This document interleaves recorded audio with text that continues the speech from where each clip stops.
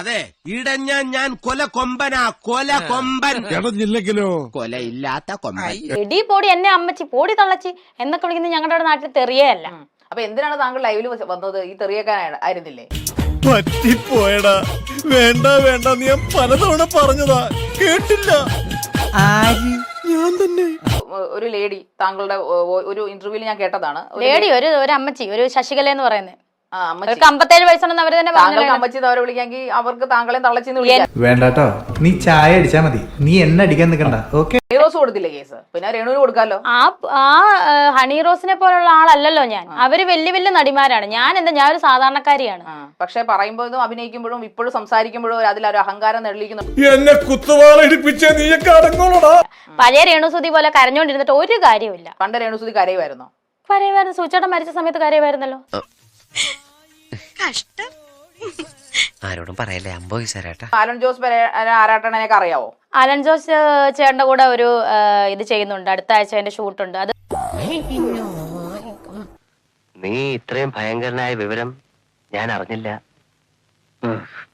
YouTube channel start ചെയ്തല്ലോ രേണുസുതി. അപ്പോ ഇനിയും അങ്ങനെയുള്ള കോമാളിത്തരങ്ങൾ രേണുസുതിയിൽ നിന്ന് പ്രതീക്ഷിക്കാവോ? അങ്ങനെയുള്ള കോമാളിത്തരം ആ യൂട്യൂബ് ചാനലിൽ കൂടെ ഞാൻ എന്തായാലും പ്രതീക്ഷിക്കണ്ട. അപ്പൊ ഈ ആൽബത്തിൽ കോമാളിത്തരം കാണിക്കുന്ന സംഭവം അതല്ല ഉദ്ദേശം. ഞാൻ മാറി. സുധിച്ചേട്ടന്റെ ഭാര്യ എന്നൊരു ധാർമ്മിക ഉത്തരവാദിത്ത സമൂഹത്തിൽ ധാർമ്മിക ഉത്തരവാദിത്തം എന്താ, വീട്ടിൽ ഇരിക്കണോ? അവമാനിക്കരുത്, ഞാൻ നല്ലൊരു കുടുംബത്തിൽ പറഞ്ഞവനാണ്. നീ നല്ല കുടുംബത്തിൽ പറഞ്ഞു, ഞാൻ പിന്നെ മറ്റേ കുടുംബത്തിൽ പറഞ്ഞാണോ? അപ്പൊ കുറെ റീൽസും കാര്യങ്ങളൊക്കെ ചെയ്യുന്നുണ്ടല്ലോ, പിന്നെ അതൊന്നും പൈസ കിട്ടുന്നില്ലേ? പൈസ കിട്ടുന്നത് ചുമ്മാ വെച്ചോണ്ടിരിക്കാനല്ലേ, വീട്ടിൽ ഒരുപാട് ആവശ്യം. എനിക്കിഷ്ടപ്പെട്ടു, എനിക്കിത് വളരെ ഇഷ്ടപ്പെട്ടു. അപ്പൊ സമൂഹത്തിന് ഒരു ബാധ്യതയായി മാറുമോ? സമൂഹത്തിന് ബാധ്യതയായി മാറുമോന്ന് ഞാനല്ലോ തീരുമാനിക്കുന്നത്, സമൂഹമല്ലേ തീരുമാനിക്കേണ്ടത്. കിട്ടിയാ ഇല്ല ചോദിച്ചു വാങ്ങിച്ചു. കുട്ടികളെയൊക്കെ താങ്കളുടെ വെബ് സീരീസ് ഒക്കെ കാണിക്കാൻ പറ്റൂ? തീർച്ചയായിട്ടും കാണിക്കാമല്ലോ. ഇത്രയും നാളുള്ളത് കാണിക്കും. നാളെ എന്നായി തരുമെന്ന് എനിക്കറിയില്ല. അല്ല, ഇപ്പൊ പറയുന്നതൊന്ന് പ്രവർത്തിക്കുന്ന വേറെ ഒരു താങ്കളുടെ ഒരു പ്രൊഫഷനിലേക്ക് കേറിയപ്പോ ബന്ധുക്കളൊക്കെ എന്ത് പറയുന്നു? ഒന്നും പറയുന്നില്ല. അവർ ഇപ്പൊ എന്തിനാ ഇങ്ങോട്ട് വന്നേ? മനുഷ്യനെ ആദ്യം പിടിപ്പിച്ച് കൊല്ലാൻ ഇറങ്ങിയിരിക്കുക. അത് പറ്റിപ്പോയി. ഭയങ്കര സപ്പോർട്ട്.